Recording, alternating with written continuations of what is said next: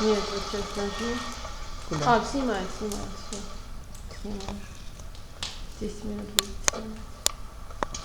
Отсчет обратно пошел.